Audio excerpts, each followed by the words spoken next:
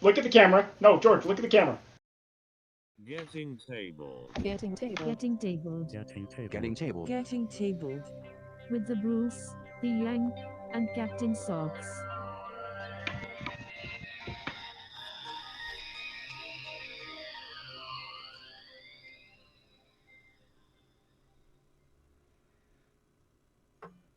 Hey guys, this is George.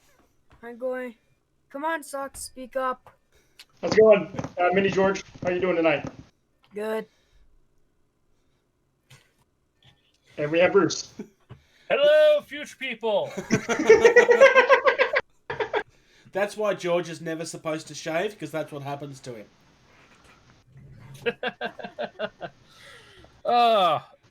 So we're Welcome back, George. A Monday, Tuesday, because there's some mishaps and I was gone, so whatever. Yeah, somebody screwed up. So, I'm not saying Bruce, that it's all George's fault, but it's all George's fault. It's all George's fault. Yeah. It's the Bruce. The Bruce admitted that with a very well high-class meme. Thank you very much. Yes, it is. Hey, I'm not going to let saying you it's run Bruce's through the... fault, but it's Bruce's fault. Come on, episode 50 went so well, and here we are, episode 51, acting like we're noobs, like we don't know what we're doing. Anyways. Hey, you want to go through the channel updates? I have to go grab some food for the previous host. All right, so we have a follow-up. This comes directly from Lord Sir Lewis of High Double T Combat Empire. So TT Combat. In episode 48, Captain Socks and I was talking about the high fantasy terrain, and we were trying to figure out from the descriptions whether it was designed to be played inside or if it was just one solid piece. Yep. And Lewis actually answered me back personally last night. And he said, they do indeed have interiors and the floors come off for interior play. The pictures were taken about a year ago when Tom used them for his Moonstone Kickstarter. We couldn't be bothered to rebuild them just for the interior shots, which is fair enough. They already had it built and it was there ready to go. Makes sense. Terrain does tend to be a lot more solid when it's put together like that, so especially if somebody else is borrowing it, it does kind of make sense to do it that way. All right, now through some clever editing, George didn't take that long and is back immediately. And he's grown facial hair in 5 seconds. Information, especially about recent or important events. All right, we have news. And in our news... Do we? Yeah, we do. For Captain Socks and I, this just is going to feel very, very similar, but all of this is new to you. Are we having a bit of a case of deja vu? Yes. It is a little bit. Big one. Yeah. The first thing I wanted to discuss was Lord Croak returning. So the Seraphon, their big bad leader, is returning with, I think, arguably one of the most gorgeous models they've done in a long time. I actually think this beats the King Necron guy quite easily, to be honest. Hey, it does still have this feels like it's not going to survive on the base very long mentality about it. George is having problems. What's up, George? I just had the run sheet open. You know, no big deal. Oh, okay. Yes, the Slan Overseer that's like all fiddly and fidgety. There he goes. Welcome to the show, George. Hiya, George. The Seraphon or the Lizardman. We discussed this yesterday. Honestly, She did. Lizardman is just a better name. But they can't copyright that. But this is just gorgeous. Everything about this is gorgeous. Games Workshop is getting like, hey, let's see how cool we can make this, and they do a really great job. The thing, this is very loud, and there's a lot in this. And we've lost George again. But it's not so loud that you just don't... Because there's a lot of stuff they release that have that much on it, you just lose it. Yeah. This is holding that balance quite nicely, I think. Yeah, they actually posed it pretty nice. Just to still draw your eyes toward the center, even though it has all that stuff around it. Yeah. When we did this the first time, I was telling you about how originally it was Skaven or it was Lizardman for me, and I went Skaven because of the new release. This definitely adds temptation to wanting to go that way again. I'm not going to, but there's a very strong desire to want to paint this and have it like a centerpiece or something. Just because it's really pretty. I'm waiting for the first guy who gets that and, like, you know, puts it together and then, like, partially destroys it and paints it for, like, some sort of, like, you know, vanquished foe centerpiece. Oh, you'd have to be nuts. This thing's going to be, like, expensive, I reckon. I saw a guy, he took a Land Raider and crushed it and put it under his, you know, Imperial Warlord Titan foot. To be fair, a Land Raider is nothing in comparison to the home deposit that you need for the Warlord Titan. He still destroyed a Land Raider for it. I know, I'm just saying. What's worse is that that's meant to be like a loyalist... Oh, George is frozen. It's meant to be a loyalist thing. He is frozen. That's a great place for me to be frozen at, too. Yep. That's alright. So we're going to continue. We've got some more pictures for the White Kings, or the Soul-Blight Gravelords. We have a new White King coming. They're showing off this guy on the horse that's just absolutely gorgeous. The only thing positive... Yes? I was going to say, it has a feel of the old Vampire Lord sculpts and stuff, but being new, though. Bat helms. Yeah. The only thing I like about these particular bat helms is that I will be able to carve them off very easily if I buy one. Also, that the guy on foot, that is totally not the Ghost King from Lord of the Rings: Return of the King that has to swear fealty to Aragorn. Well, to be fair, this is a very old model, the one on foot. This is not a new one. Oh, is it? No, this is old. It looks pretty solid for being old, then. Yeah, we were saying this yesterday. This holds up a lot better than a lot of the stuff from the time. It's been painted nicely, too. Dude, that is a great image I'm stuck on. It is perfect. Yep. For those that are wondering why George is frozen, it's because he's in the middle of a snowstorm and the world doesn't care about him or the state that doesn't exist. Yep. So, after being teased several thousand times, we finally have Be'lakor coming. This is a dual kit, one that you can build for either 40k or Age of Sigmar. They're showing the Age of Sigmar version here. The main difference is down here on the bottom, where that Chaos Lord is. You can take that out and replace it with a Space Marine. A Primaris one, obviously, because it has to be a Primaris one. But, again, there's nothing about this that is not gorgeous. It's like 3 times bigger than the original model. Just in case you like skulls, we have skulls on your skulls so that you can skull while you skull.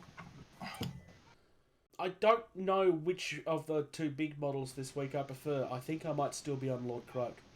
But this is gorgeous. Are we talking about a Backlor or whatever? Be'lakor? Yeah.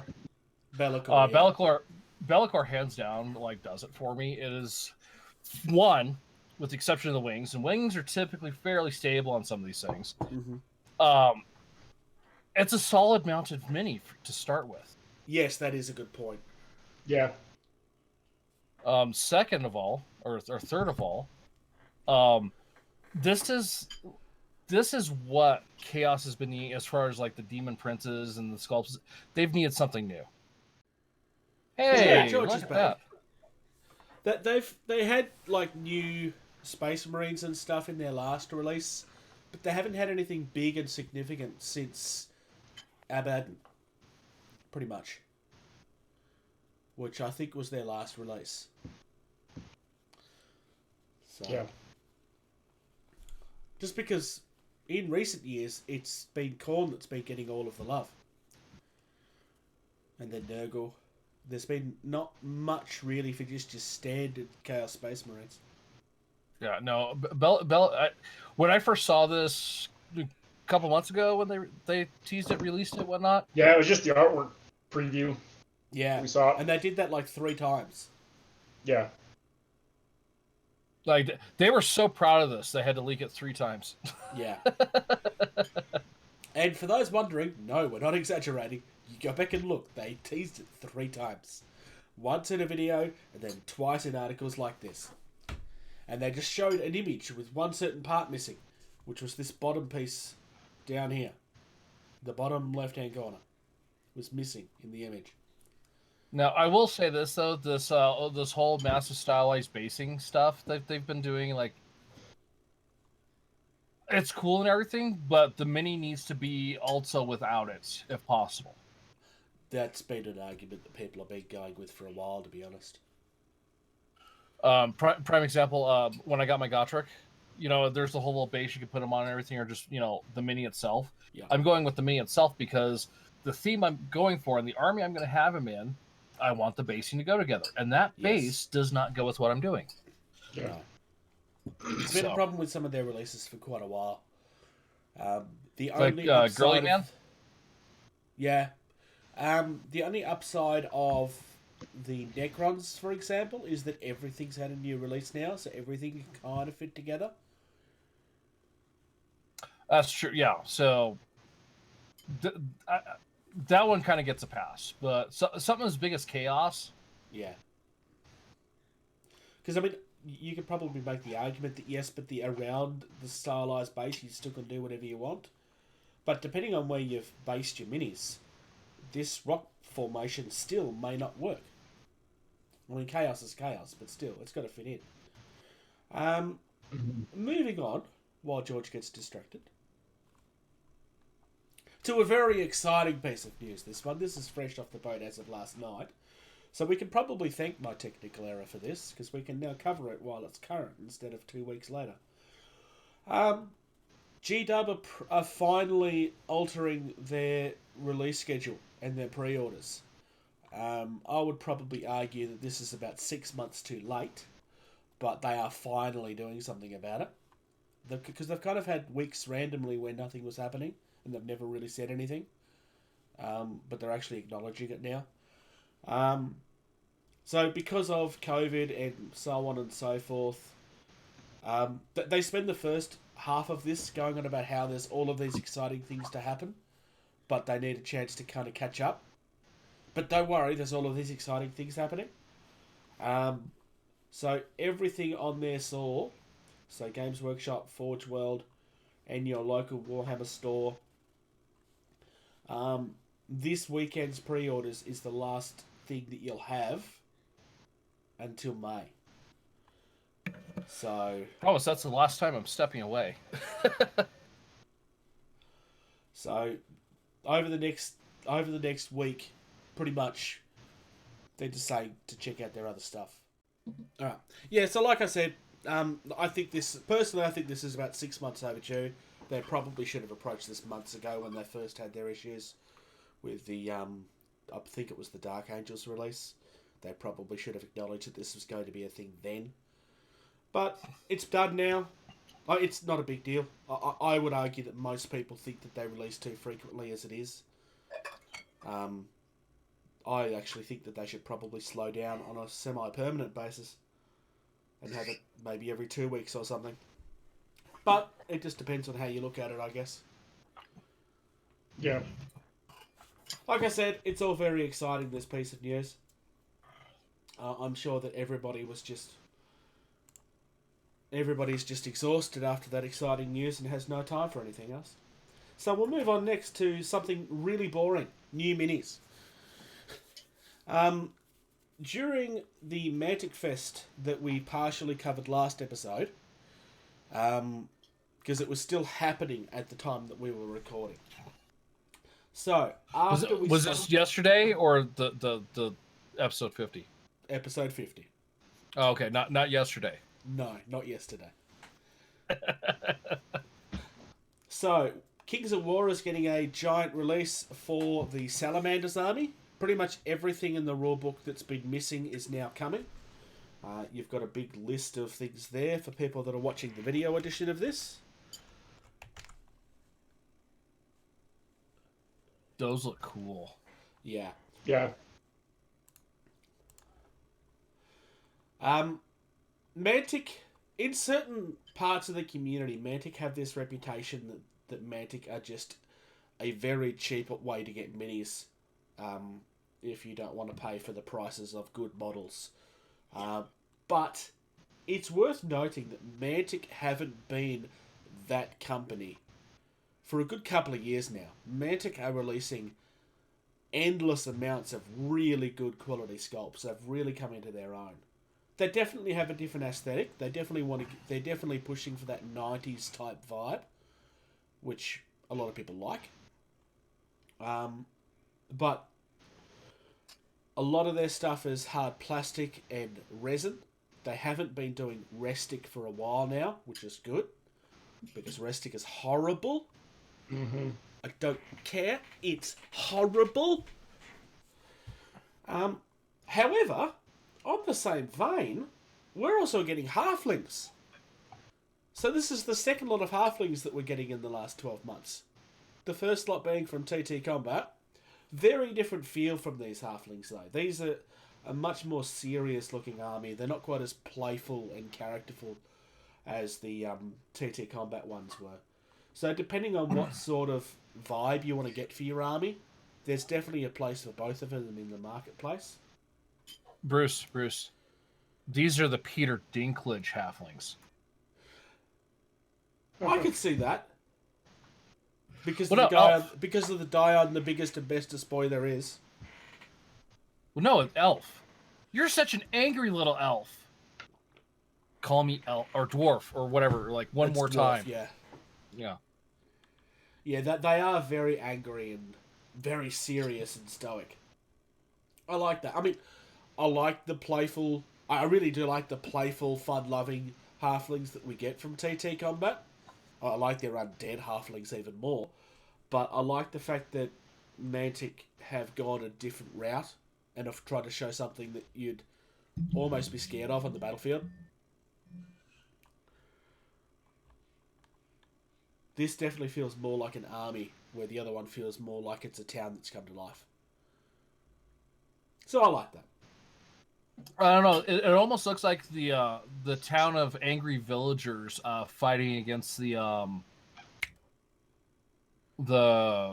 don't know the corrupt government or whatnot. And down here at the bottom is the corrupt governor or the sheriff of the corrupt governor coming in to collect the taxes. Yeah, I can see that. But look, they have the bestest boys ever. Look at the doggos. Come on, you've got to love the doggos. It looks Very like it's an tough guy Irish to setter. What was that, sorry, George? I said that looks like it's an Irish setter. Actually, I could see that, or a wolfhound. So yeah, some gorgeous stuff there. George, I'm going to skip ahead to the other Mantic news that's on the list. Other Mantic. Yeah, it's Armada. Dreadnought. Dreadnoughts for Armada. We have some very big ships coming for Armada. Not Star Wars Armada, regular Armada. Which is the side game for Kings of War. It's a naval fleet game. So we've got some dreadnoughts coming. We've got this giant orc ship, which is easily my favourite of the bunch, as far as dreadnoughts is concerned. The other thing this is showing off is the Twilight Kin, which both me and Captain Socks love. But I think that the sails look a little odd, because they're just normal sails on a nightmare ship. They're too pristine. It's weird. Yeah, that they kind of need to be torn or twisted or made of human skin or something. I don't know. Why does this one look like a xenomorph? Because it's the Twilight King. It's your nightmares come to life.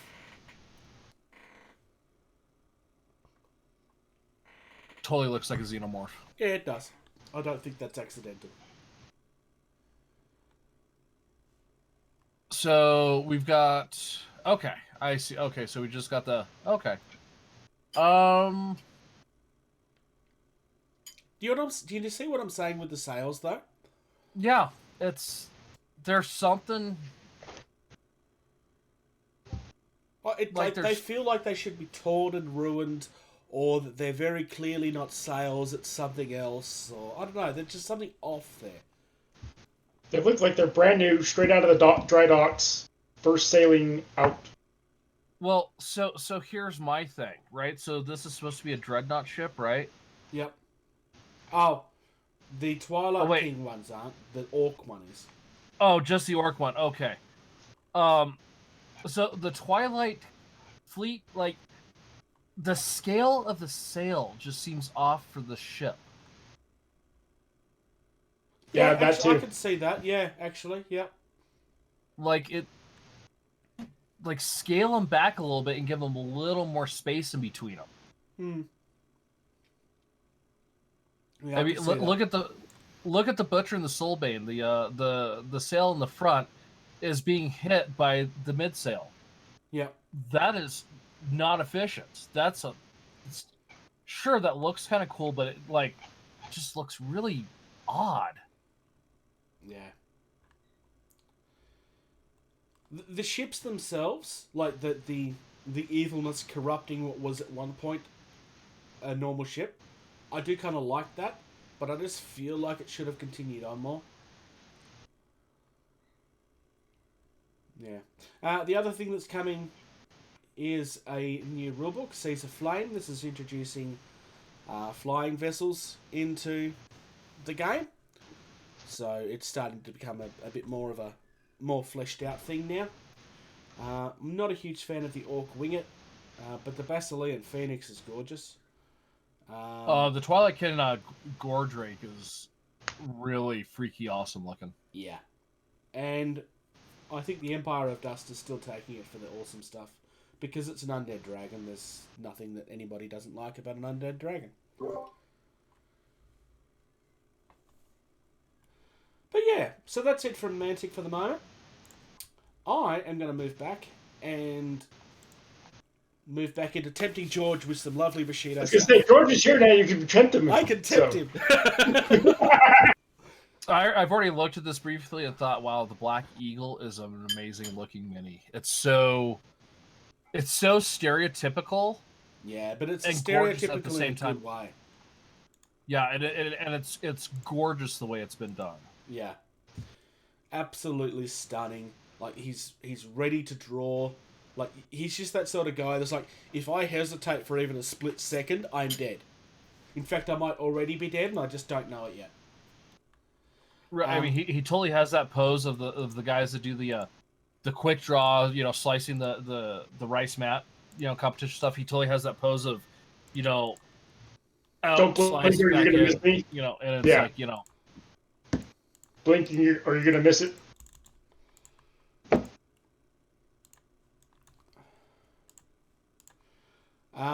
We've also got this gorgeous looking shark dude, who is just all kinds of gorgeous. He might be my favourite of the bunch, honestly. There's just something about shark men that I think everybody should like. The next one is the one that I will be 100% buying, because this is the crew that I own, which is the half snake people. They've got a few minis, which is like your half snake, half human type person. This is just another one of them, and it's just another one that looks gorgeous. I need to get around to stripping my models so that I can repaint all of them. I like the name of eldest brother. He kind of has the hi. Yeah. Yeah, I like that. That's a good point, actually. I hadn't thought of it like that. I got a big club. You want to see it? I can show it really close, donk. Yeah. And last but not least is this Gremlin Goblin type dude for the last faction. Again, I really like this. I'm yet to see something from these guys that doesn't scream, oh my god, that's gorgeous. Everything they release seems to be hitting its stride. So I do have a little bit of a tiny complaint about Ook. Yeah. Or however you pronounce that. So the shape of the face and the mask is more Chinese dragon than a Japanese legend, in my opinion. Don't get me wrong. There are the Japanese Oni and stuff like that and everything, but that face shape, it seems more Chinese dragon. Yeah. My understanding of the game is it does encapsulate a few of the Asian things in that way. I don't know specifically. I mean, it leans very heavily into the Japanese Oni and stuff, but I think that may be deliberate. Yeah. Like I said, a game called Bushido, I would want to see, like 99% of the influence to be, Japan, feudal, history influence, and stay away from the other countries. Yeah. I don't know. Like as I said, I could be wrong on that, but I think it's deliberate. The other thing I like about this particular thing that they've been doing is on certain models, they've actually been showing off what inspired it. So in this case, the goblin-y looking guy has actually got a wolf head. It's actually a wolf head on top of his face. Oh, that looks completely different than the sculpt. Yeah, the sculpt does make it look more dragony. But I can see it. I think it's the horns. It's the horns that throws it off, I think. Yeah. Okay, so maybe it's not so bad now that I look at that the actual artist rendering. Honestly, if I owned one of these, now that you've said that, part of me would like to paint it up in like a goldy looking colour to make it look like that. And last but not least, there's a new themed warband coming out, which has nice pretty artwork. And this one's kind of got an undead vibe going for it, because this one has Japanese undead skeletons.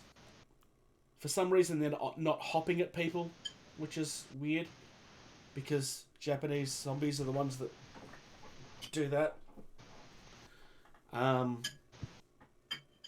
But minis-wise, oh, this is gorgeous. I kind of like the fact that it's kind of showing the magic that's controlling the skeletons, and they're not just kind of walking around by themselves. I do. Yeah, that's pretty cool. That. I want to see somebody paint this up so I can see painted versions of those skeletons. I suspect that this guy with his head back in the background might be one of the hopping zombies. But I could be wrong. You're wrong. So Bushido Oh, sorry, continues... that was just a reflex, sorry. Bushido continues to do really, really gorgeous stuff. The other thing I like about them too is, from what I've seen is, they have the game set so that it's like, you can have a small model count to do what you need to do. It's very skirmish sized, which in today's market, I don't think anybody would argue that skirmish is where most of the money is right now. And for good reason. It's just so much easier for people to get around. Yeah, I think that's why Legion went into it. They created a skirmish size for Legion. Yeah, it's just, it makes more sense. People are trying to be tight with their money because of current situations. And this is a trend that was already happening, quite frankly. Yeah. Hell, that's why GW did Warcry and all of that sort of stuff as well. Up next, we have some Steamforged games. And they've actually been releasing these for a little while. I just haven't come across them before. So they have these epic encounter boxes that are essentially... It's a 5th ed campaign in a box. It comes with the rules... it comes with your encounter information, the map tiles, and some really gorgeous minis. Because this is Steamforged, all of the sculpts are gorgeous. It's all going to come already assembled for you. Like, this stuff is gorgeous. I'm looking at the Serpent Folk one at the moment because this is the one that has... I am having trouble pulling it up and looking at it. When you first open it, it opens 2 potential pages. You got to click on one of them. I'm currently looking at the bottom one. Is there a little cookie bar too at the bottom of your screen? You got to kind of hit the... Oh, there it is. It's hiding.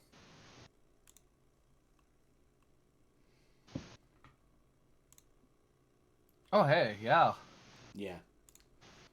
In the other one, you've got your gigantic snake god, which is... What did you call it? You said it was kind of like a basilisk, sort of. Basilisk, silent, kind of, yeah, ish. It's just stunning. I kind So of you like got this.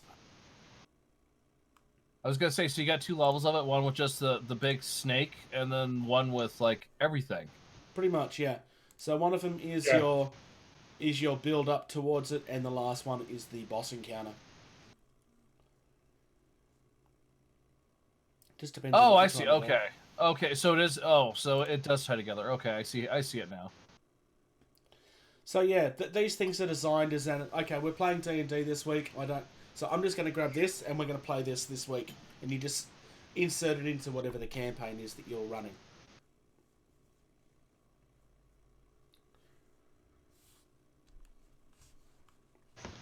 Yeah, it's a pretty cool idea.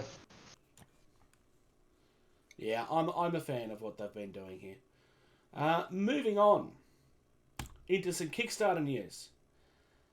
Now, this first one is totally not Eldar. It's definitely not Eldar. I know it looks like it's Eldar, but it's definitely not Eldar. This is somebody that's releasing their first army. It's an alternate sculpt. I mean, they're not saying this, but obviously... They're calling it the Attorney. It's the Attorney. They've created figures for board games such as Marvel United, Game of Thrones, Zombicide. So this person used to work for Cool Mini or not, obviously. So these are all pre-supported STL files. You do get them pre-supported or unsupported, depending on what you prefer.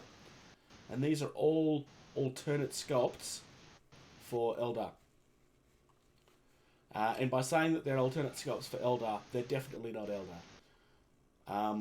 The thing I said about this when we were trying to record yesterday, the thing that worries me about this is they look way too close to the actual Eldar, in my opinion. I really feel they need to change a couple of things. Otherwise, I was going to say, cease and desist.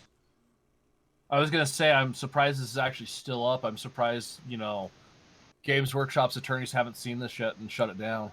Yeah. I mean, doing alternate sculpts for 40k stuff is not new, but this is scarily close. Like, really, really close. Like, the snipers? The snipers I'll call, like, that's alternative sculpt.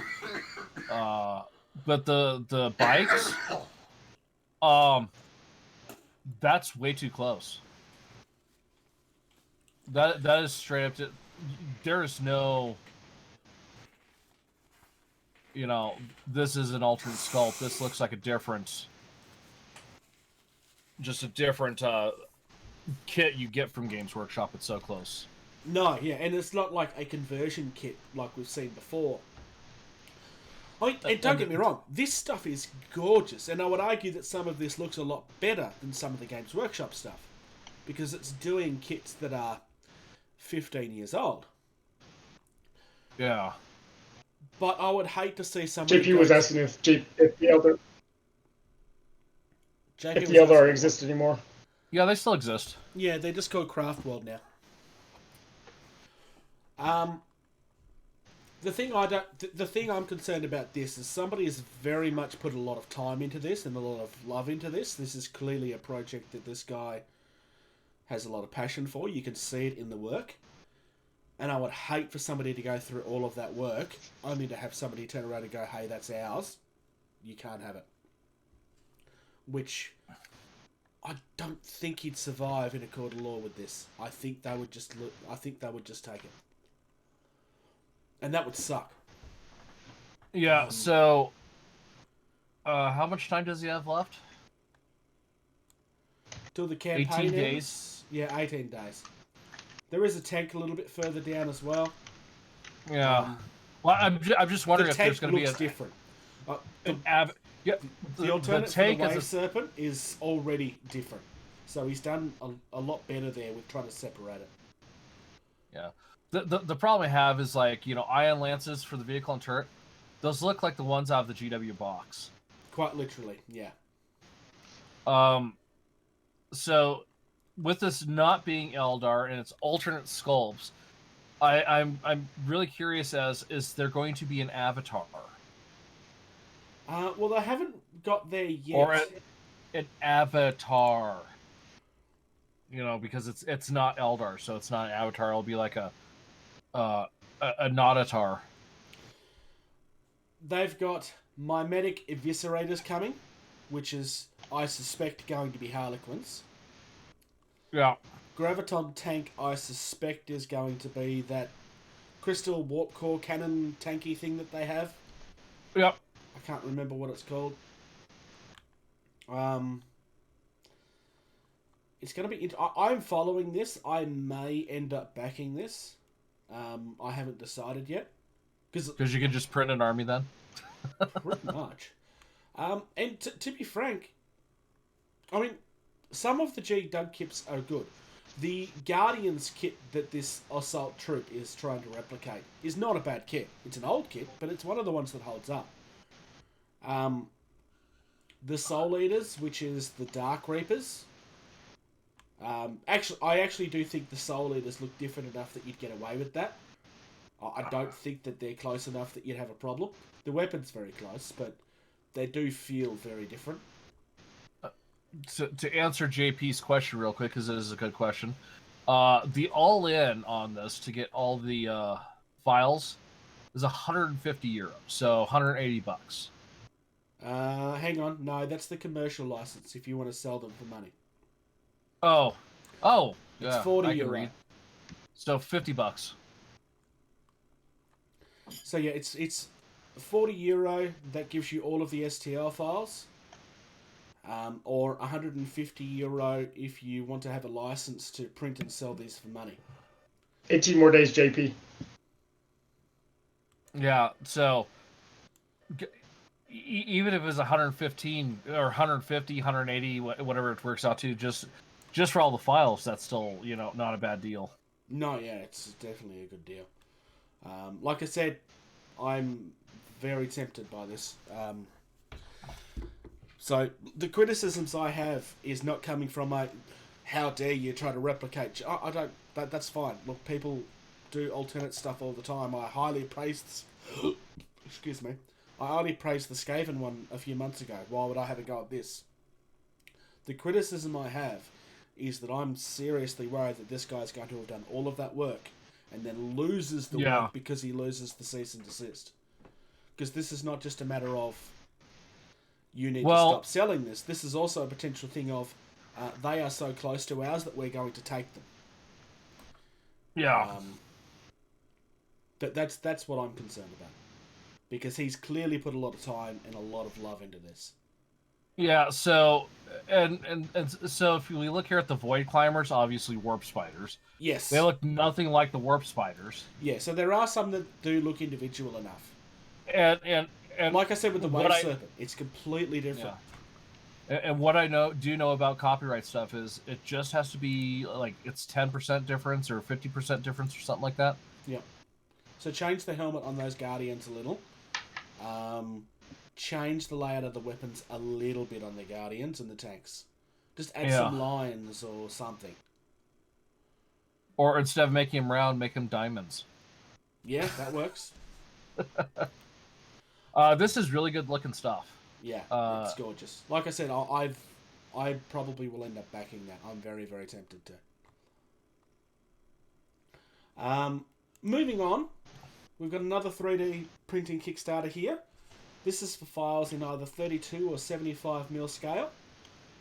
And these are all gods of Norse origin. Definitely feels like they're leaning into original mythology here, as opposed to most people when they think of the Norse gods, they're thinking of the Marvel stuff, because that's just what's on people's minds these days. It's what's mainstream right now. Yep. But they're gorgeous models, like we talked about last night. Yeah, these are absolutely stunning. Loki is. You mean still my favorite. like Bruce talked about last night? Yeah. Yeah, we have no I'm evidence very you talk. upset that you wouldn't talk to me all night, Socks. For those that are wondering what we keep on referring to, This is the second time that we're recording this. Later in the week, My there audio will be never showed up. later in the week, there's going to be a Patreon exclusive video where you can hear me rambling to myself and sounding like a moron. Because I never And get me showing off responses stuff. from Captain Socks. Not just that, but me showing off a whole bunch of stuff that I'll show on later on, but there's no audio behind it, so. I think we're going to cut all of that stuff and just make it look like I'm having a conversation with myself, though. That's what George's idea was. Anyway, That's true. getting back on topic. This stuff is just absolutely stunning. This is not something that's up my alley. Heimdall's gorgeous too. But I can see this being very, very popular. I can see people wanting to paint this and have these as centerpiece models. I can see this appearing in painting competitions under the right hands. So I have one little complaint. Yeah. Thor's hammer. If we're going for more of the actual like god-looking appearance, the hammer still isn't right. Because it's too big? Because it's too square.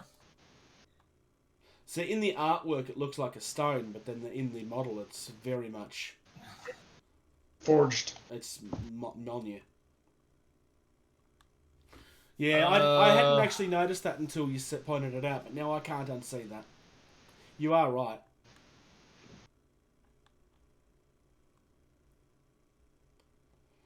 No, I think that's a fair criticism. I think that's fair. Like, oh god, there's so many things. It's just, Well, they've very much made it their own thing. well, no, I was looking for. There's just too many Marvel Cinematic Universe imageries That you're gonna for get out of your head, or to go through before you find like the how it's actually depicted. Yeah, there it is. These are. I'm gonna send this in what's that called in the chat? Discord, Facebook chat. oh yeah, the Facebook chat. That way it doesn't screw up your thing. But this is the actual like what it should look like. Oh heck, I have to open up my messenger. Well, Freya, I quite like. In the artwork, Freya has a cat, but she doesn't have a cat in the model, which I find odd.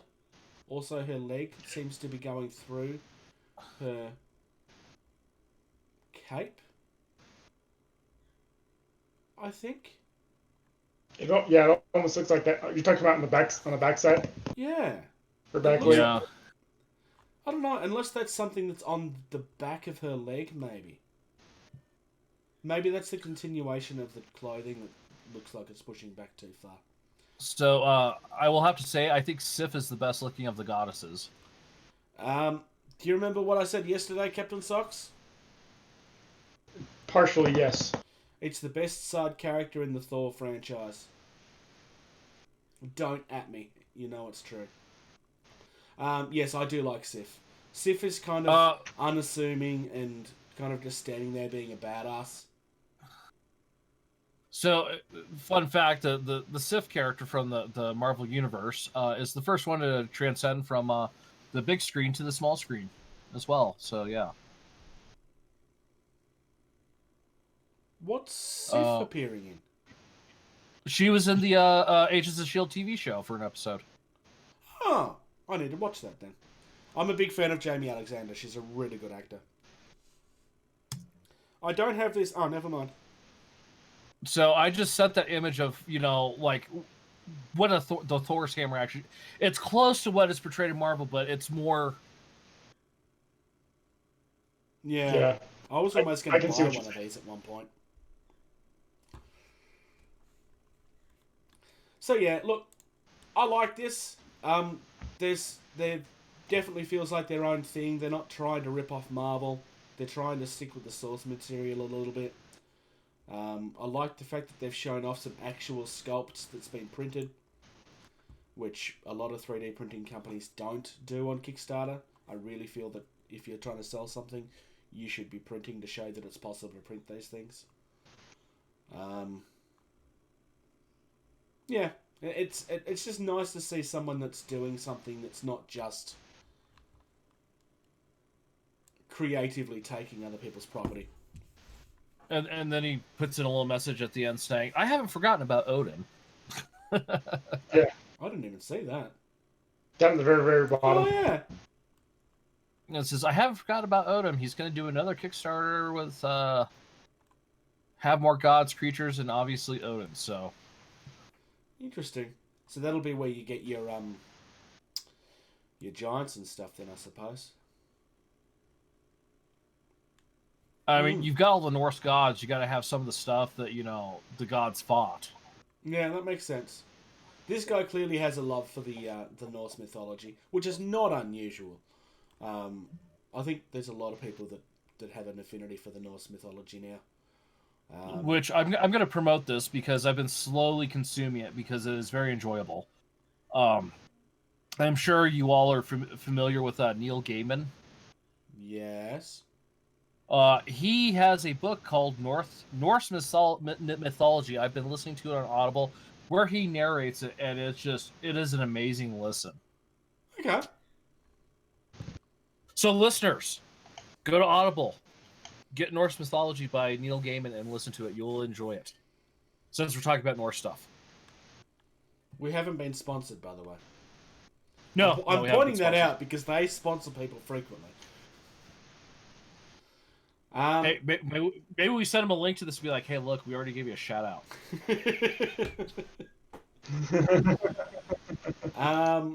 So long as we don't have an experience kind of like what the Fact Fiend did. Okay. Shall we do some aiming for the indie? Indie. Definition. Independent. Type. Slang word. Jargon. You've updated that. No, it's the same one from last time. Is it? Oh, okay. It All just right. sounds better because it's the second time you've heard it. Before you start, Bruce, his logo is just kick-ass. Oh, yeah. Yeah. I There's agree. yeah. So, Bear's Head now Miniatures. that his logo is kick-ass, yeah, let's jump into the actual miniatures now. Yeah. Okay, so Bear's Head Miniatures is an independent sculptor. Everything that you're about to look at is sculpted by hand. He has a lot of different categories. Yesterday when we were looking, me and Captain Socks fell in love with the undead stuff. Or I fell in love with it and he just kind of nodded with approval. No, it was good. I like some of the stuff. Yeah. You can't prove it because we can't hear you talking. That is true. So, in our undead stuff, we've got a really cool looking undead knight. You'll start noticing that there's things that have numbers. They don't sort them for whatever reason. I think this is in order of release or something. Just random skulls. The undead unicorn is awesome. The thing I like about this is there's a lot of stuff on here that's undead that you don't normally get undead models for. The rhino is a very good example of that. A sheep. Later on. Pigs. Yeah. What were you about to say, George? So, am I correct in understanding this? Like, if you go and buy this... Oh, wait, okay, I see what's going on. So, he sculpts it, and then he does the casting. Yes. Okay, I was just like, how is he making money if he's, like, doing, like, individual sculpts and then mailing them to people? No, that's not how it works. I was about to, like, holy cow, dude. Hey, look! Dr. Frankenstein, and then the monster! Yep. Doing the sci-fi side? No, I'm no, in the no. undead. They appear in undead as well. Because the Yeah, that's monster right. is an undead monster. And I'm just going to repeat what I said yesterday. If you're a fan of the horror movie Black Sheep, then here is your Black Sheep. You've got an undead sheep, and you can just recreate the movie of the undead sheep just destroying everybody. There's an undead cow. Yes. There's undead pigs, Holy... too. Unholy cow. Like, this guy has some really nice... Like I said, I love the fact that there's a lot of undead stuff here that you just don't normally see. Undead horses aren't necessarily unusual. I haven't quite seen them done this way. Go to the sci-fi page, George. Fine. Yeah, Just let's real go quick. to sci-fi. Ooh, there's H.P. Lovecraft, Frankenstein, the monster. Yeah, so Yeah. scroll down all the way down to the bottom, the middle picture on the last row. See if you can figure out who that is. Gary Gygax. There you go. Bruce, he got I it. couldn't remember what his name was. That's true. Dude, I will have you know, and I am not ashamed to admit this, the day he passed, and as soon as I found out about it, I openly cried.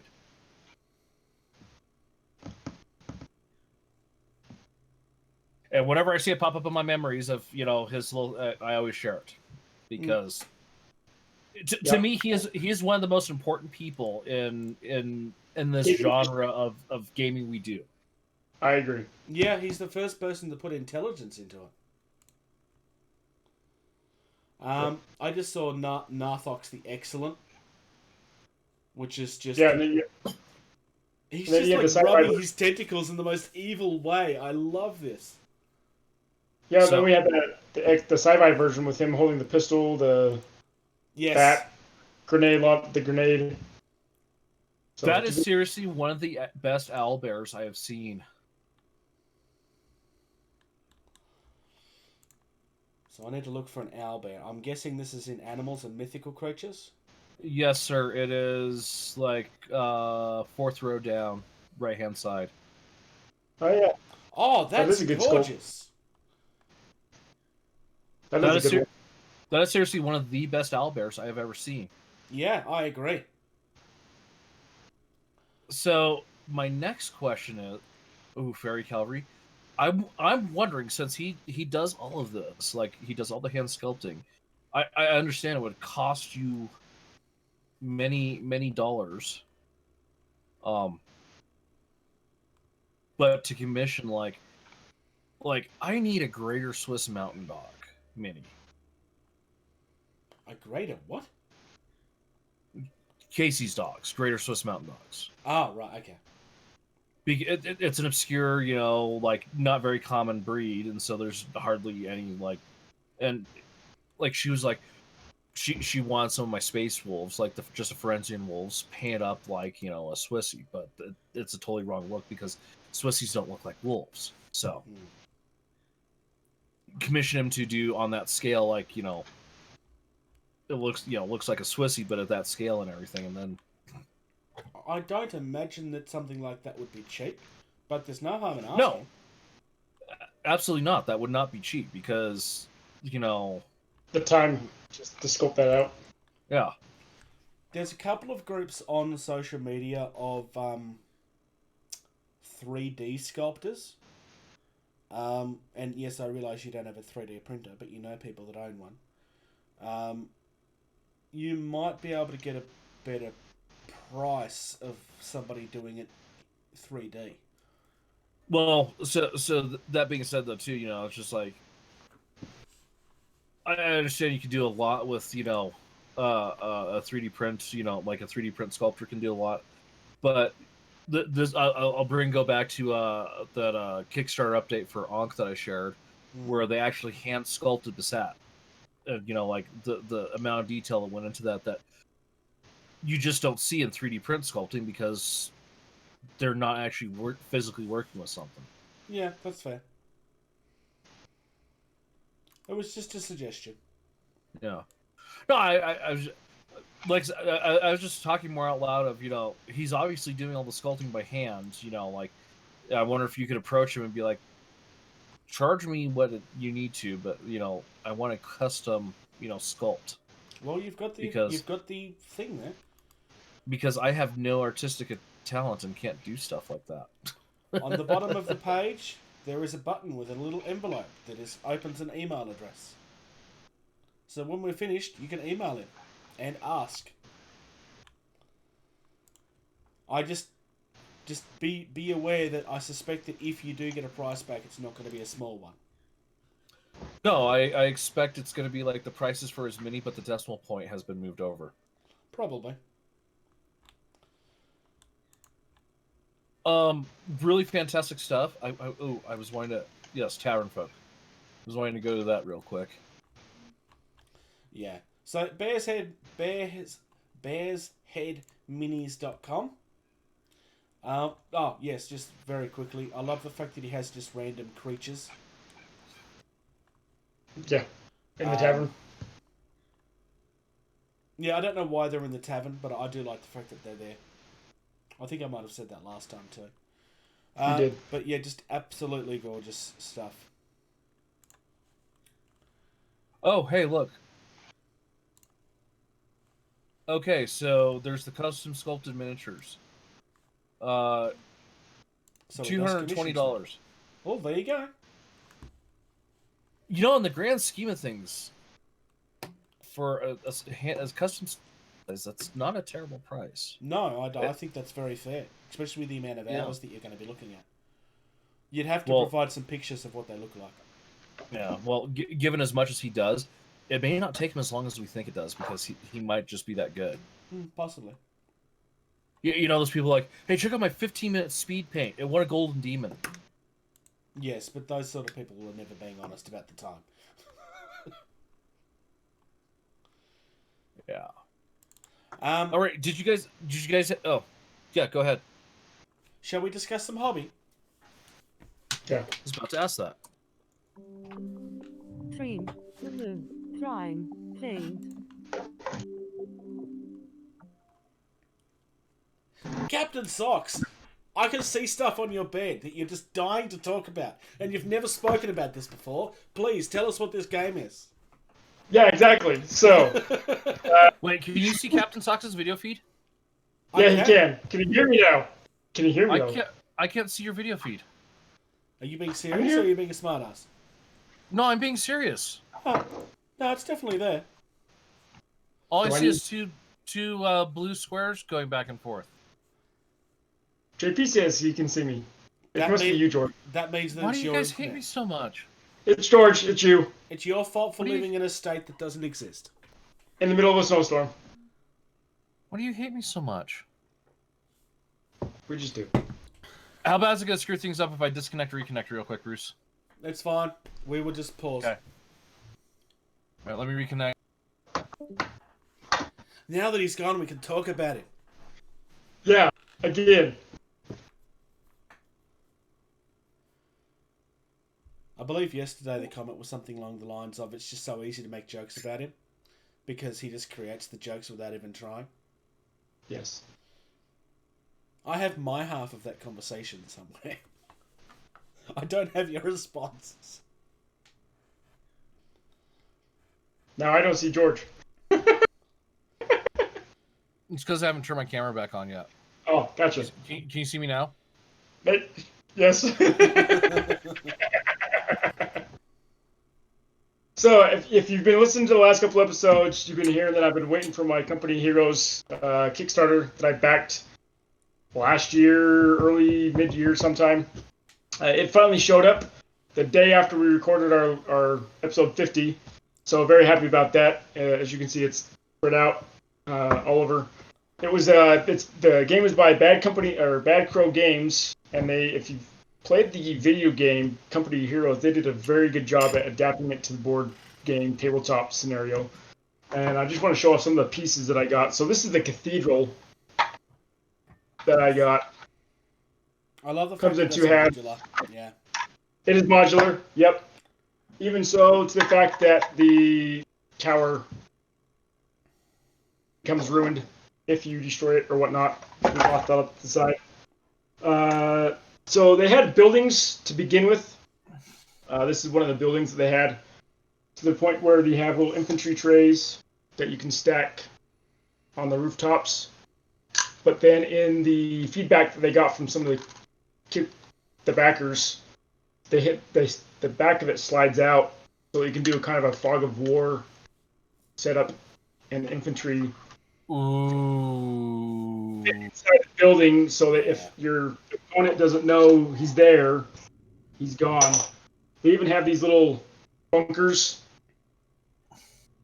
that you can have different artillery pieces or mortars or whatnot. I like that. And then on the board themselves, they have these little flag posts for all your capture points, and they trade off the different colors. I got blue flags or red flags, whatnot. I was about to say that's red, not blue. Well, this is red, I have blue ones coming. They didn't. I got 2 bags of the red flags, so they're gonna be sending me a bag of the blue ones. But so technically, you could have a game of Company of Heroes, Red versus Blue Edition. yes, you could. Yes, you could. Exactly. Even more so if you prate the minis. Yeah. Sheila! Yeah. So I got the 4-player pack, and that's what the pieces came in. They came in a tray like that, which is kind of nice. Yeah. Straight out of the box, they had that in their little own plastic unit trays. So quick question there, Socks. Are these models you have to assemble and paint, or just models you have to paint? So they are primed straight out of the box. Well, They're ready primed? They're ready for primer. So plastic, okay. straight ready for primer. But you could, if you didn't want to, they say pre-treated for paint, and really accept anything from hardware store spray paint to professional airbrushing. So straight out of the box. So it's along the lines of your Super Fantasy Brawls, your God Tier, your Cool Mini or Not games where Your you can play as is, or you can take the time and paint them and make them look cool.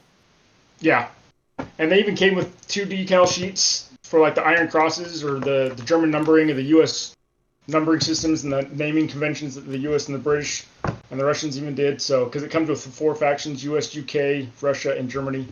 So there is going to be another Kickstarter in the future where all of this stuff that I have is going to be available again, as well as new product, as well as other scenarios that us as the backers and the community has put together and shared with the company. So I got that on email. So when they come out, we'll put that up here and we'll talk about it if you're wanting to back it later on for anybody that listens. And is there any talk about adding factions like the Japanese? I'm not sure yet because, like I said, this game is based on the computer game, and in the computer game, it was primarily focused in Europe. Okay, so that's fair. Yeah, I've never heard of the computer game either, so I'm. It's because George doesn't have a life. That's true. It is so true. Like, this is the most life I have right now is talking with Talking you to us. nerds. Yeah. Hey, Bruce, I got a quick question here. Yeah. Which side is Captain Socks on me? Is he on my nose side, or is he on the back of my head side? Are we talking about in the video feed? Yes, in the video feed. He's in the back of your head side, same as the other. That's really crazy because right now he's facing this way. That's why I'm looking this way to talk to him. So, and then I look this way to talk to you. It's gotta fix that, Bruce. Well, you're all below me, so it doesn't matter. No, we're across the top now, I thought. Well, in my feed, you're all below me. Well, fix that, Socks. No. So the coolest thing, and when you showed this on the Facebook chat, I think is the terrain where it's modular. You have the little where it can slide in, so it's just like I have a unit in here. Yeah, and you don't know about it until you get within range 2, or I pop it up on the rooftop, or whatnot. So the other thing the other thing I like, which is something you pointed out the first time, that you didn't point out this time, is on the bottom of the tanks. For those that don't know what they're looking at, it actually tells you what the unit is. So if you don't know what a Sherman tank is, you can just pick it up and it says that it's a Sherman tank. I can't. It's got all pixely. It's all 8-bit. So yeah, there's your Panzer IV. There's your Tiger. But yeah, if you didn't know your World War II tanks and stuff like that, or even your smaller vehicles, it's all written on there. Most people don't. Yeah. Well, so when it comes to some of the German stuff, I do know what a Sherman is. Thank you very much. I wasn't actually having a go at you. A tank is a tank to a lot of people, is all I'm saying. What's that one? It's a tankety tank. It's a tank. It's a convertible tank. It's one JF Kennedy would have rode in. It's a Flak Panzer. It's a Flak Panzer with the name of the air tank. But here, let's see if I can angle the camera. Socks. You see it up there? Yeah, I do. You see what that is? Nice. It's a Sherman. Is it an M4 or is it an EZ8? It is a Franklin Mint replica of Patton's Sherman. Okay. So another thing is I don't have it out, but I got a solo co-op expansion pack as well. So it has 5 AI style of commanders in different difficulty settings. And Hey, Socks. yes. Do you know what we expect from you now that it has a solo mode with AI? Videos. There you go. Yep. So when I get to my next house, I will be showing off some videos. So, because my setup here is not the most conducive, but but my boys and I have been playing this for the last couple of weeks. We've been enjoying it, very much so. So that's been my hobby time the last couple of weeks. Given that George and I have been talking about doing a playthrough of Super Fantasy Brawl from the moment that we both got our games and still haven't done that, that we are in the perfect position to demand that you do this now without exception. Sounds good. Saturday, we want to see the rough cut. Okay. George, what have you been up to? When you're not traveling what interstate randomly at the last minute. Let's turn around. I've cluttered my bench up so I can't work on it. That's what I've been up to. What are you cluttering it with? Anything of note? Mail. So my life has sucked the last couple of weeks. Don't judge me. Let's see. We were judging you years ago. So, there's the Super Fantasy Brawl Round 2. Yes, which I now have backed. You have backed it? You were able to get it on the Pledge Manager? Yep. Okay, good, because I was going to offer to, just double up my Pledge Manager and get it mailed to you at some point. Postage for them was only $18. It was so much cheaper Wow. than doing it via you, yeah. Wow. I'm going to send them the kernel I've got for you then and have them mail it along with you then. That is super cheap. Yeah, that's insanely cheap. No, we didn't talk about that. It's a Kickstarter still running, and it's not really much of a hobby time kind of thing, yet it is. It's the deluxe board game train set. Oh, is this the one that's doing the train sets for Ticket to Ride, that kind of those kind of games. Yeah. Ticket to Ride is the big one. The creator specifically says all these other games have these, nice plastic things you can get for the game, like all of your zombies and stuff.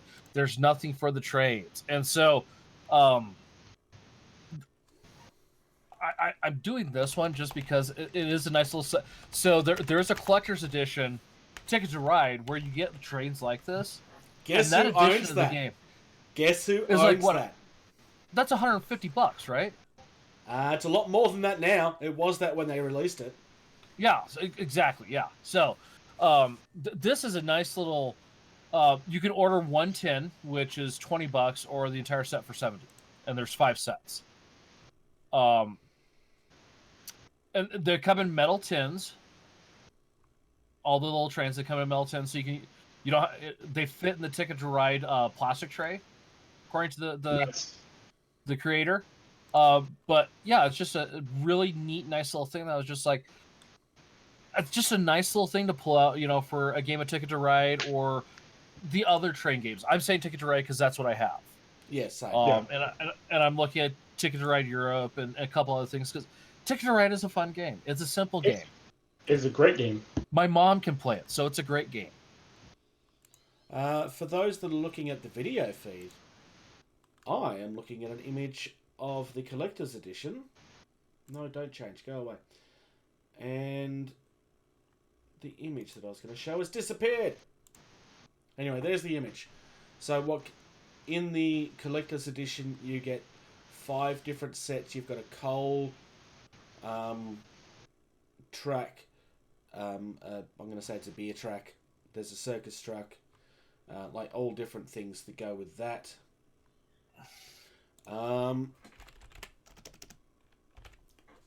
While you're talking, unless you're at the end of yours, in which case I can talk, I guess. I'm trying to find the Kickstarter. There it is. Did you find it? Yep. So, deluxe board game train sets. This is what George is referring to. So, if you own Ticket to Ride, and I would argue that most people do, and you've only got the version that come with the little wooden... They're not wooden, they're plastic. Trucks. Plastic. Are they? Oh, with the little plastic squares. This is genuinely a really good idea. I would argue that these look better than the set that I have. Because they're actually trains, not just... Cars of some sort. Of the Yeah. train. Yeah. Yeah. And like I said, so if you go through and look at these images, you got the Sunset, the Hornet, the General. The Kickstarter says those are the metal tins that the trains will come in for storage. Yeah.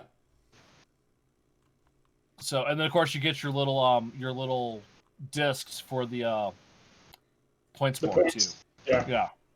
So, all in all, I mean, as far as if you look at like the MDF inserts you can get for some games and stuff like that, this is by far probably one of the best, add-ons for a game I've seen. And per the guy, he says, my intent was to make this for all, train games, and he's actually, they've gone through and they've expanded, they've put an add-on through the Pledge Manager to order additional trains for the Ticket to Ride Asia Edition, which takes more trains. Yep. That's a smart idea. So, it's not really much of a hobby time thing, except for the fact that it's just you pull it out of the box, you sit down, and you play a game. So, to me, it's a little bit of a hobby time thing, and I think it's a neat little Kickstarter, especially for the price. And it's one of those Kickstarters where it's like it's probably going to get delivered because it's just injection molded trains that get some paint. Yeah. It's something that's a very simple idea that could definitely work. In regards to your comments, this is the first thing that they've ever created, so there is a little bit of risk involved there, but they are showing off the work that's already been done, which is a good thing. It looks like most of the work's already done. Yeah, well, if you scroll down, they actually have the stainless steel molds. Yeah. Like pictures of that. So they've got molds made. So they need money to make more molds, probably. They've done pretty much all of the stuff that you would consider to be the risk already. So, yeah, definitely worth. Probably should have been in the news. Sorry that we didn't cover that. So, what have I been up to? Captain Socks is going to have seen some of this already. Printing mechs. I have been printing a lot of mechs because I am trying to print stuff for Gamma Wolves, which is a miniature agnostic game. So this one's called the Raptor. All of the ones that I've been printing are robots. I'm just going to show off this original one again, which is the Rhino. This is all done by a Patreon by the name of Extra Guy. They're just absolutely gorgeous. The faction that I want to play in Gamma Wolves is like an AI created faction that are just essentially robots that have gone out of control. The ones that Captain Socks have not seen yet, though. Oh, looks nice. He calls these the police drones. I was gonna say it looks like he's in riot gear. Yeah, pretty much. So these are my light frames, medium frames, and heavy frames. At least that's how I'm structuring at the moment, unless I can get something that's bigger again. I'm really, really enjoying going through those. Gamma Wolves is one of those games, kind of like Gaslands, where you can just do whatever you want, and it just works because it doesn't matter. It doesn't have its own line. Kind of Frostgrave in the same way. It's pretty much Osprey's speciality. It's kind of fun just being able to create your own thing within the game universe. I kind of like that. I had unboxed and built all of Chronicle X. This is just an example of one of the minis that I thought I'd grab out. Just really, really gorgeous stuff. And I mentioned this when recording yesterday, but I have started a video that will hopefully be out by the end of the week, which is me taking what was one of the Hot Wheels blind bags, and I'm going to be converting it into a Gaslands car. But the big thing that I've been doing, and there is a video of a review that I have now done of Curse City. I haven't built anything in the box yet. I went through the contents and had a look at the rulebook and so forth and gave a review of what comes with it. Definitely looking forward to getting some games in. It definitely feels like a Warhammer quest, so as opposed to just being, you know, a few models thrown in a box and then pretending to be a game to sell them. It does actually feel like an actual game, so that's good. But yeah, that's me, largely. I've actually probably had one of the better hobby fortnights in a while. The fact that I've been sick over the last couple of days has probably helped that. I mean, So- I was going to say, you sound really healthy right now. Oh, I've been fighting the flu. And for those that know, it is just the flu. I know where I got it from, and it was a flu. They were tested. I'm fine. I'm supposed to be going back to work tomorrow, in theory. I have a feeling I might have to call in, but we'll see. Because I'm still struggling. It's awesome. I'm a big fan. Yeah. So, I think that's it for the hobby. Shall we get into some game talk? Talk nerdy to me. So, George, we're covering Dropzone Commander again this week. Okay. And I don't know anything. we're talking about your favourite faction. I still don't know anything because it's Dropzone. Shaltari is the faction. We're talking about the troops. Alright. So, first things first before we get into it. Lewis, if you happen to be listening, the Shaltari units don't appear on the builder, like the actual pictures of them. I don't know why, but it's only the Shaltari. They appear on everything else. So that's something you need to get the new person on. Which I know that she's working on already, but yeah, anyway. Alright. The Brave Warsuits is your base troop for the Shaltari. You're looking at 35 points. They're a squad size of 2. They have a move of 3 inches. They have active countermeasures. They've got an armor of 9, damage of 3, infantry type. They're infantry of 3+. What's that represent again, Mr. Sucks? That's their fortitude. So if they lose half their unit in after a round of close quarters combat, they roll. If they roll a 2 or below, they have to exit the building. If they roll a 3+, they can stay. Yeah. So it's like their morale. Yeah, these guys are resilient, so given that they're in warsuits, that kind of makes sense lore-wise. They have discus launchers, so I guess they spin in a little circle and then let go of their weapon and... No. The arc is front, side, and rear. The full range is 18. The... Range countered. Counted, sorry, yeah. Is 6. 8 shots. 3 accuracy, 3 energy, and it's a reduced -4. Sorry? I'm pretty sure that's a -4 shots per wound, if I remember correctly. Gauss rifle is none in the M&F. It's still front, side, and rear. Infinite range at full. 18 range at 1 shot, 3 accuracy, 10 energy. So that's your taking out your tank type thing. Yeah. So you got a bit of flexibility in this one.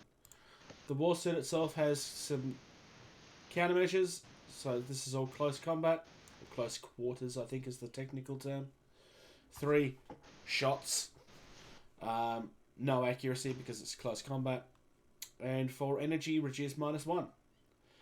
This warsuit has active countermeasures only. Sorry. The active countermeasures only take effect against weapons of energy 6 or less. In addition, reroll successful collateral damage hits against this unit. So you got some built-in resistance there to buildings falling down on top of you and stuff. Yep. You want to go on to the firstborn? Yep. So the firstborns are now troops, according to the new edition of the game. When version 1 came out, 1.1, they were considered exotic, but they are now in their standard troop build list. They are 50 points apiece, squad size of 2, move 3, active countermeasures, 9 armor, 3 damage, infantry 3+. They also have dodge of 4+, which is good during close combat, and then they're also resilient as well. They have energy swords, so think of the Halo swords, the video game. That's kind of what they have. They are primarily close quarters only. The swords have 3 shots, energy 8, with an alt 1 and reduced to 1, and then their other close quarters weapon is the wave pistols, so they can use either or during close quarters. And the wave pistols have 12 shots, but a reduced energy of 3, and also have a reduced of 4 in their special rules. And then they also have the war suit, just like the Braves, for active countermeasures for energy weapons E6 or less, and then the successful collateral damage rerolls as well. Yeah. So these are pretty much the guys that go in, take out the infantry, and then your Braves go in and find the objectives. Or you send in your Pungari, which Bruce is going to talk about. Yep, it's literally what I just opened. So the Pungari have a 2-inch move. They have no countermeasures. Armor of 6, damage of 5, infantry of 5+. They have a weaker discus launcher, still front, side and rear, still 18 and 6 for the range, 10 shots, 5 accuracy and 3 energy, but this one's only reduced -2. Their heads is a close quarters weapon, which just, I guess, if you're a wrestling fan, I guess these are the Samoans, because in wrestling apparently Samoans have these really hard heads that they headbutt people with. Yeah, I don't know, it's a weird wrestling thing. Anyway, they've got 5 shots with their heads. This is not sounding any less confusing. 2 energy, reduced -2. Now, interesting thing on this. If this squad has at least 2 units remaining, it may re-roll the dice when making a search action. So these things work in a horde, basically. They're only 20 points each. You get a squad size of 4. So it kind of works in that regards lore-wise. Subservient. If the squad is in the same garrison as another friendly infantry unit without this special rule, it increases its fortitude to 3. So in the type here, that 5 would go up to a 3+ if it had other things in the garrison with it. So you definitely want to be doing that. Yes. I would argue that they are must-take. Although I don't think there's anything in this that isn't must-take, really. But above all, like, you definitely want some of these when it comes to searching for things. Primarily just go search, and then just to soak up some wounds during maybe the initial close quarters combat.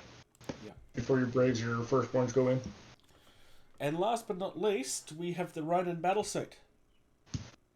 So yes, this is the new exotic type. Like I said before, firstborns were considered exotic. So exotic means they're rare in a sense. Only certain battle groups can take exotic units.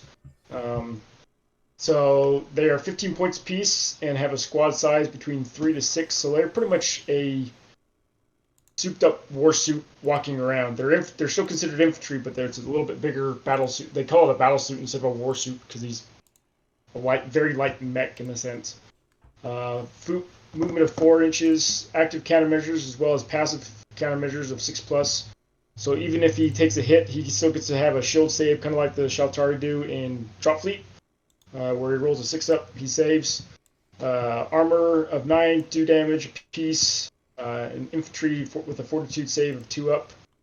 They have 2 different weapon sets that they can bring. The first set has the Gauss carbines with the infinite range for full, 12-inch for countered, 2 shots, 3 accuracy, and 10 energy.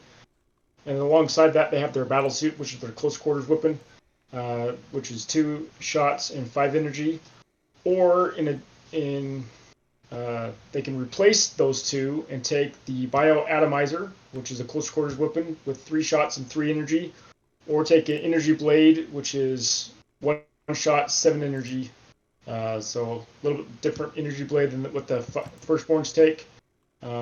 They are considered tough, so you reroll successful collateral damage hits against the unit, and they can enter into a garrison from any direction regardless of the entrances, so pretty much make holes on their own.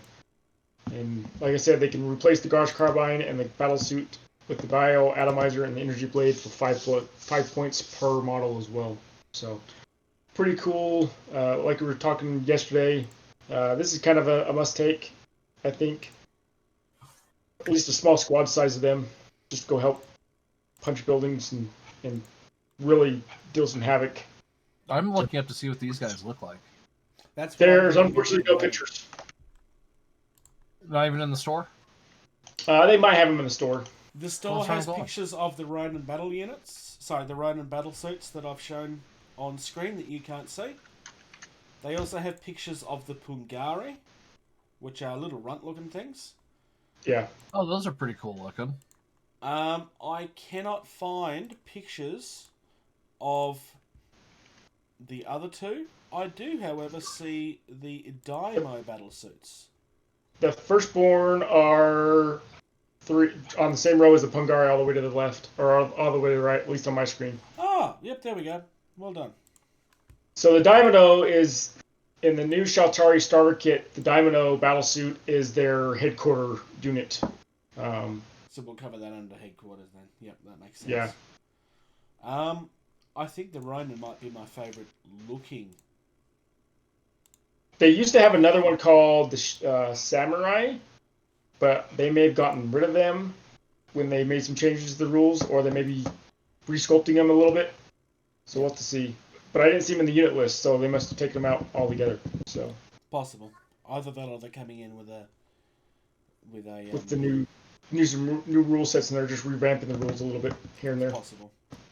But I think that everything else would have been done by now, because there's nothing else that's been left that's being reintroduced with anybody else. So I suspect you might be right. But in saying that, you could always count as for one of the newer things, depending on how different they look. I think most people, at least from a friendly game point of view, would be fine with that. Upcoming events. Alright, upcoming events. UK Expo has new dates. It still has the same dates. It's still currently active. It's from Friday, July 31st until Saturday, August 1st. Gen Con dates at this stage still remain the same as well. September 16th till 19th. They are capping the in-person attendance and have a modified format that will possibly include vaccine requirements. I believe that's actually confirmed at this stage. We weren't 100% sure. But I believe that they have actually said that it's a requirement now. They're still doing the online streaming like they did last year. They're still doing the pop-up location events at retail stores in the area like they have done in the past. PAX Australia has dates, and this man is going to be there. I have my 3-day pass, so I will be there from Friday the 8th of October until Sunday the 10th of October. I'm going to try and, between now and October, I'm going to try and get things in line so that I can get some conversations with people and go around and have a look and try to get in as much as I can. And enjoy yourself. Well, yes. Yeah. I don't know how much I'm going to be successful with when it comes to trying to get like interview type stuff, because I won't have a press pass. I don't know how to get one, because we're just kind of a small thing. But I'm going to try and see what I can do. We don't even know who's going to be there yet, so I will wait to see who's going to be there, and then we'll make those decisions. Just be like, hey, look, see this? This is me. I do this. My plan at this stage is day one I'll go around and see who's there and try to get conversations with like, hey, got a podcast, this is what it is. Would you mind at some stage over the next day or two, 5 minutes, just come up with just a series of, just so that I'm not just going, huh, and getting people out of, just to kind of give them a heads up and give them a chance to say yes or no. That's the plan anyway. Because obviously there are bigger press people out there than we are, and those sort of people will get priority. But at the same time, tabletop doesn't get a lot of attention when it comes to the media stuff as well. So yeah, that's one of the things I'm going to try and do. Like I said, I don't know who's going to be there, so we'll see. There will be people there. Yes, there will be people there. It's amazing. So, anything else that you guys want to cover before we go into the bumper for our stuff that I hate? No, I don't think I have anything else. No, I think I'm good.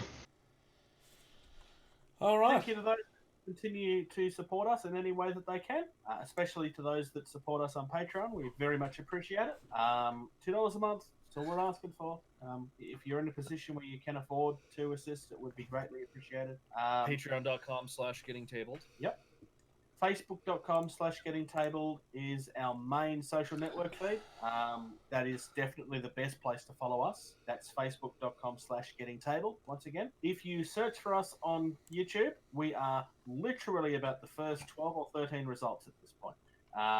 If you want to contact Captain Socks, or any of us for that matter, about how he should be playing all of these games that he's never purchased, then you can email Captain Socks at gettingtabled@gmail.com. Definitely concentrate on the things that you think that he's trying to avoid. If you do play Star Wars or Drop Fleet or Victory at Sea, then obviously those as well. But if you can tempt him into buying more stuff that he doesn't need, do it. Everything else is at Getting Tabled. We've got a website which is gettingtabled.weebly.com. I'm just going to record this one day and just play it so that I don't have to do it over and over again. I get tired of we could definitely turn that into a bumper. And there's our bumper. Good job, George. I hate that so much. And yet you're laughing at the same time. You're welcome. Play the goodbye.